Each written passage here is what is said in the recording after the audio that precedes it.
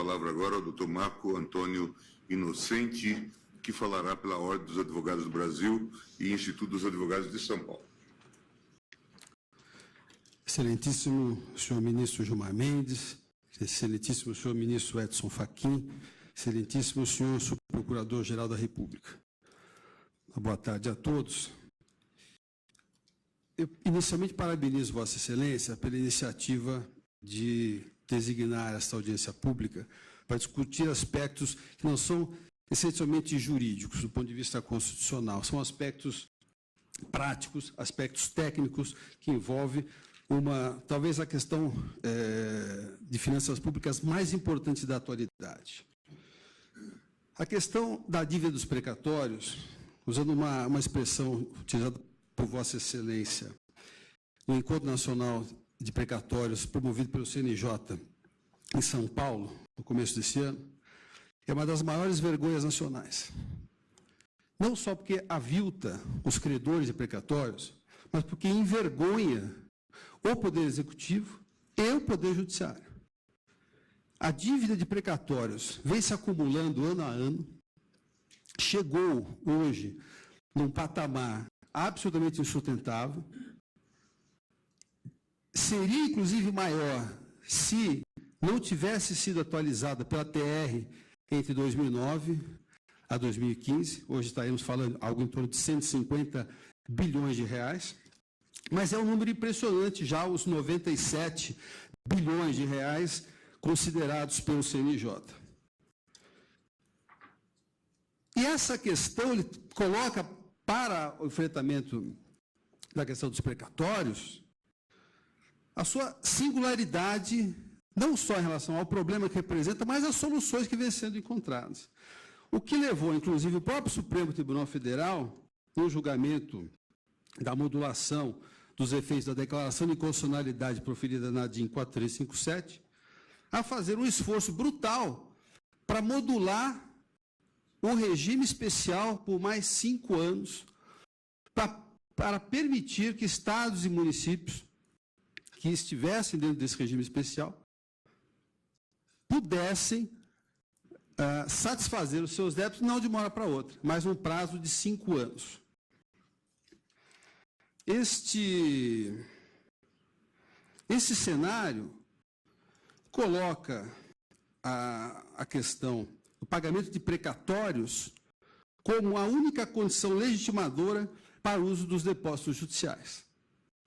Ora, ministro Fachin, não é possível que um credor de precatório demore mais de 20 anos para receber o seu crédito. É um tempo que não é humano. 20, 25 anos. Isso depois que a demanda transitou em julgado e se expediu o precatório.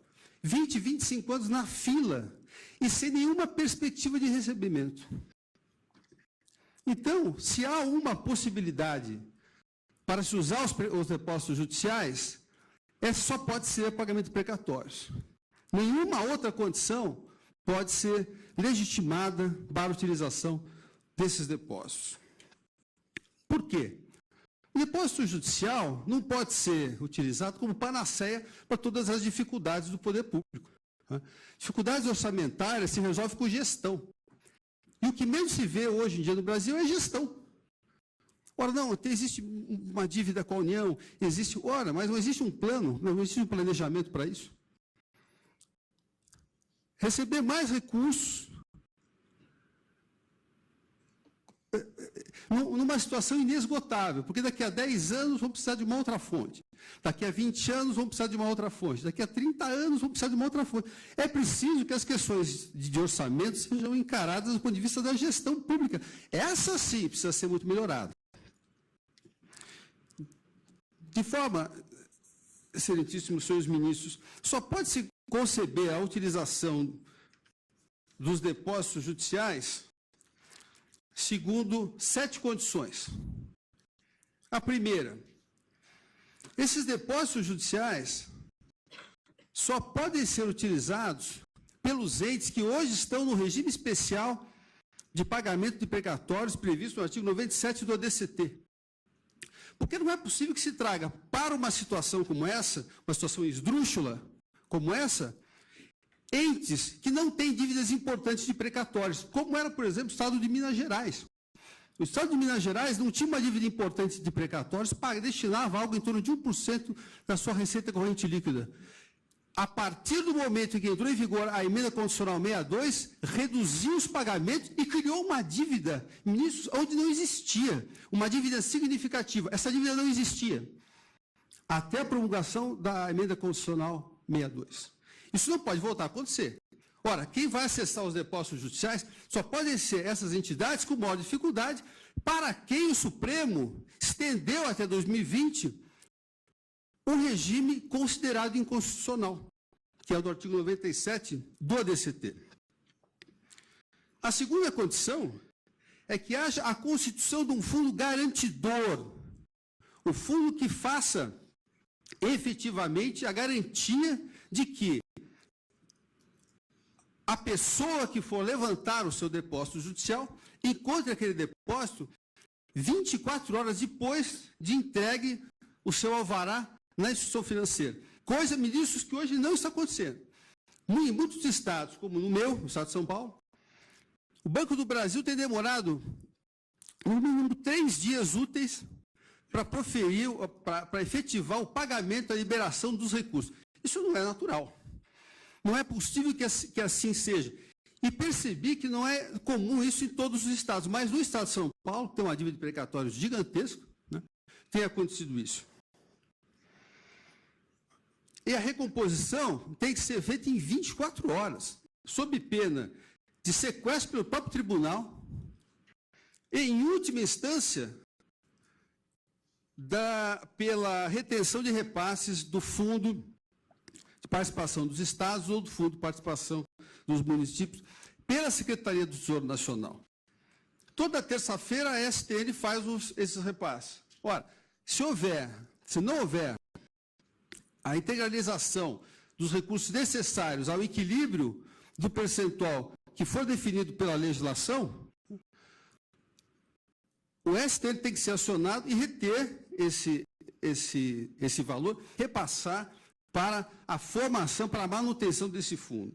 A terceira condição é uma rigorosa fiscalização pelos tribunais, para ter o controle contábil desses depósitos, e pelo CNJ, além da própria Secretaria do Tesouro Nacional, que precisa ser dito aqui, muito se omitiu em relação à questão da austeridade fiscal em relação aos precatórios dos estados e municípios, porque aceitou durante muito tempo que essa dívida não fosse cuidada de forma adequada. A quarta condição é que os recursos que estão nos depósitos judiciais não ingressem no Tesouro Estadual ou do Tesouro Municipal. Esses recursos, já que quem administra o regime especial é o próprio Tribunal de Justiça, esses recursos não tem nenhum sentido que saiam dos depósitos, ingressem na conta do Tesouro, na conta única do Estado e município, para que depois esses recursos voltem para o tribunal.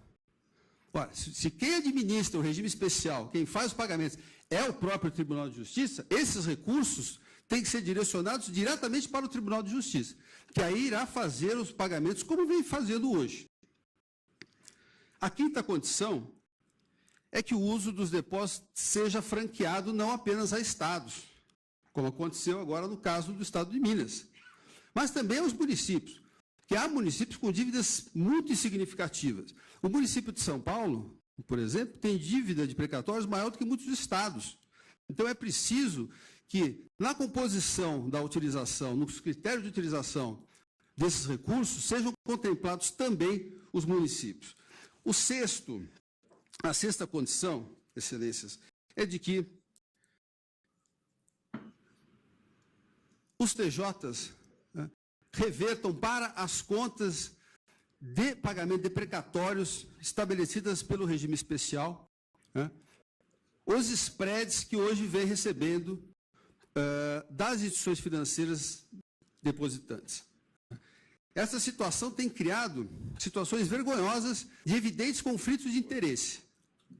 Cito, no meu estado, o Tribunal de Justiça de São Paulo, que hoje tem represado quase 5 bilhões de reais de depósitos já liberados, porque a vara de execuções da Fazenda Pública, que acaba centralizando mais de 90% dos depósitos do Estado de São Paulo e do município da capital, né, não tenha condições materiais, não tenha elementos, funcionários para fazer as análises dos processos e o pagamento através da liberação dos alvarás de levantamento dos recursos.